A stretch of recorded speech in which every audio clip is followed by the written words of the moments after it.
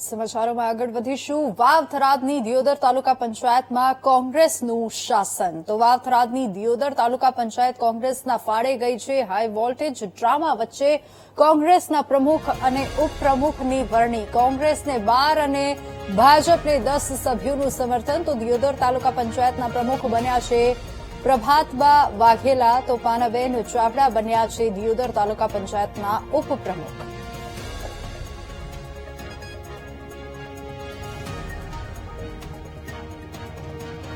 पूरी थई, लोकशाही जीत थई, सत्य में जयंती, सत्य जीत्यु। पोलीस ना कर्मचारीओ खास कर मीडिया नो हूँ हृदयपूर्वक आज आभार मानु छूं के छेल्ला 5 दिवसथी मीडिया जे साथ सरकार आप्यो छे एना माटे पण खूब खूब आभार। सरकारी तंत्र द्वारा भाजपना लोको द्वारा सरकार द्वारा जे रीते आ लोकशाहीनी हत्या करवानो प्रयत्न कर्यो तेमां मीडियाए खूब साथ सरकार अने दियोदરના 12 जीतेला सभ्योनो अमे हृदयपूर्वक आभार मानीए के जेमना प्रतापे आज लोकशाही जीती छे।